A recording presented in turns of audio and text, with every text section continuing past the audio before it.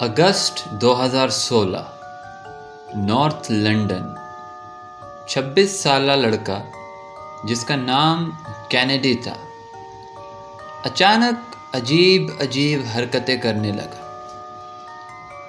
اسے شدید غصہ آ جاتا، کبھی زور سے چلاتا اور چلا کر کہتا کہ مجھے گلے میں درد ہے۔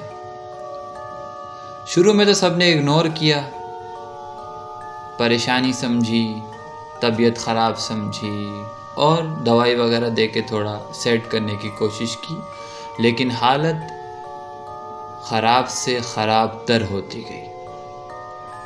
اسی حالت کے دوران اس نے اچانک غصے میں آ کر اپنے فادر کو کاٹا اور بے قابو ہونے لگا اور اپنے ہی جسم کے مختلف حصوں کو کاٹنے کی کوشش کرنے لگا۔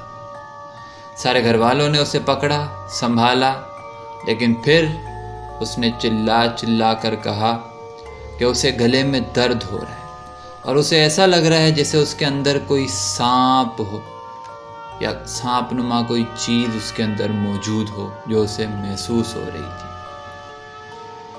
اس کی فیملی نے اسے کیبلز اور رسیوں سے جکڑ کر بیڈ پر لٹا کر باندھ دیا تاکہ وہ کنٹرول میں رہے، اور جب اسے بیڈ سے باندھا گیا تب بھی وہ بہت چلاتا اور وہی باتیں ریپیٹ کرتا کہ میرے گلے میں درد ہے، میرے اندر ایک سانپ نما چیز مجھے محسوس ہو رہی ہے۔ خیر، سارے گھر والوں نے اس کے لیے دعائیں کرنا شروع کی اور اسے 3 دن تک اسی بیڈ پر باندھے رکھا اور دعائیں کرتے رہے وداؤٹ اینی میڈیکل اٹینشن۔ 3 دن بعد تمام دعاؤں وغیرہ کے باوجود کوئی اثر نہ ہوا اور ٹھیک صبح 10:17 پر اس کی موت واقع ہو گئی۔ ڈاکٹرز کے مطابق کینیڈی کی موت ڈی ہائیڈریشن کی وجہ سے ہوئی، لیکن اس کے بھائی کا کہنا تھا کہ کینیڈی کے اندر وہ چیز تھی، کوئی چیز اس کے بھائی کو محسوس ہوئی تھی جو اس کے اندر تھی، اس لیے وہ صرف دعاؤں سے علاج کر رہے تھے۔ بعد میں پولیس بھی انوالو ہوئی اور تمام فیملی ممبرز کو اس موت کا ذمہ دار ٹھہرایا گیا کیونکہ انہوں نے without any medical attention Kennedy کو یوں ہی مرنے کے لیے چھوڑ دیا۔ لیکن یہ اب تک کسی کو نہیں معلوم کہ 26 سالہ کینیڈی جو بالکل نارمل تھا، اسے اچانک ایسا کیا ہوا کہ اس کی یہ حالت ہوئی اور اس کی موت واقع ہو گئی۔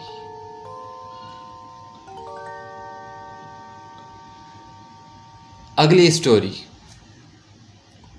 یہ کہانی ایک نرس کی ہے۔ یہ کہتی ہیں کہ یہ ایک سائیکیٹرک نرس تھی اور ایک مینٹل ہاسپٹل میں کام کرتی تھی۔ تمام پیشنٹس کے ساتھ ایک اور پیشنٹس ان کے ہاسپٹل میں آیا جس کا قد 7 فیٹ لمبا تھا اور اس کے بیک گراؤنڈ میں اس نے آرمی جوائن کی تھی۔ جب وہ 19 سال کا تھا تب اس نے آرمی جوائن کی تھی، لیکن اب جب اسے ہاسپٹل میں لایا گیا تو اس کی مینٹل حالت یہ تھی کہ وہ بالکل خاموش رہتا، نہ کچھ کہتا، نہ کوئی ریئیکشن دیتا، بس صرف خاموش۔ تمام دوائیاں دینے کے باوجود، تمام چیزیں کرنے کے باوجود وہ کبھی بھی کوئی بھی الفاظ منہ سے نہ نکالتا، حالانکہ اسے کوئی ایسی بیماری نہ تھی جو اس کے بولنے میں خلل ڈالتی ہو۔ خیر، روز دن گزرتے رہے اور ایک دن روٹین کے مطابق تمام پیشنٹس کو دوائیاں وغیرہ دے کر سلایا گیا اور رات گزری، اور جب صبح ہوئی تو اسی پیشنٹ کا بیڈ خالی تھا۔ اس کا کہیں بھی کوئی پتہ نہ چلا۔ پہلے روم، پھر وارڈ، پھر پورا ہاسپٹل، پھر ایریا، یہاں تک کہ ہر جگہ کا کونا کونا چھان مارا، لیکن اس شخص کا کہیں کوئی پتہ نہ چلا۔ آخرکار پولیس نے اسے گمشدہ یا پھر ڈیڈ قرار دے دیا گیا اور کیس کو کلوز کر دیا گیا۔ ٹھیک 10 سال بعد ایک شخص 7 فیٹ لمبا اسی ہاسپٹل کے ریسیپشن پہ آتا ہے اور اپنا نام وہی بتاتا ہے جو اس پیشنٹ کا تھا، اور جب وہ اپنا نام اور اپنا تعارف کراتا ہے تو ریسیپشنسٹ جو ہوتا ہے وہ ذرا پریشان ہوتا ہے، تھوڑا خوفزدہ ہوتا ہے، لیکن اگلا جملہ جب وہ پیشنٹ ادا کرتا ہے تو اس کے بعد اس ریسیپشنسٹ کے پاؤں تلے زمین نکل جاتی ہے۔ وہ پیشنٹ کہتا ہے کہ میری 10 سال پہلے موت ہو چکی تھی۔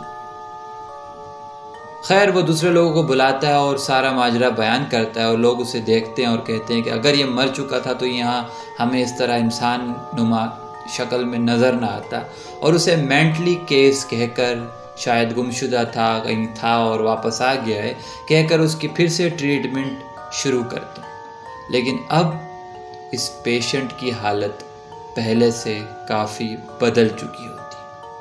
پہلے یہ بالکل خاموش رہتا تھا، لیکن اب یہ منہ ہی منہ میں کچھ بولتا رہتا، جو نہ سمجھ آتی، نہ اس آواز کی اتنی تیز آواز ہوتی کہ کوئی اسے سن پاتا، اور اچانک یہ اوپر دیکھ کر منہ کھول کر ہنسنے لگتا۔ یہ خاتون کہتی ہے کہ ڈاکٹر نے ہر طرح کا علاج کر دیا، لیکن اس کی یہ کنڈیشن بالکل سیم رہی۔ کچھ ٹائم کام کرنے کے بعد ان خاتون نے وہاں سے ریزائن کیا اور وہ جاب چھوڑنے کا فیصلہ کیا، اور جب ان کا لاسٹ ڈے جاب پر تھا تب یہ پارکنگ لاٹ میں جا رہی تھی تو انہیں وہی پیشنٹ پارکنگ لاٹ میں کھڑا نظر آیا، اور ویسے ہی انہیں گھور رہا تھا، منہ ہی منہ میں کچھ بولتا ہوا بس گھور رہا تھا، اور اچانک اوپر دیکھ کر ہنسنے لگا۔ اس کی یہ حالت دیکھ کر یہ خاتون بہت خوفزدہ ہو گئی اور فوراً وہاں سے نکل کر گھر آ گئی۔ اس شخص کا آخر کیا راز تھا کسی کو نہیں معلوم، اور جب اس شخص کے ریٹرن ہونے پر اس کی فیملی کو کال کی گئی تو فیملی نے انہیں ریسیو کرنے سے صاف انکار کر دیا اور کہا کہ یہ شخص کوئی اور ہے یا کچھ اور ہے، ہم اسے ایکسیپٹ نہیں کرتے، ہم اسے مردہ قرار دے چکے ہیں۔ نہ جانے ایسا کیا راز تھا، اس شخص کا بعد میں کیا ہوا۔ ان خاتون نے کہا کہ اس کے بارے میں ان کی پوچھنے کی کبھی بھی ہمت نہ ہوئی، اور نہ ہی کبھی وہ اس ہاسپٹل دوبارہ گئی۔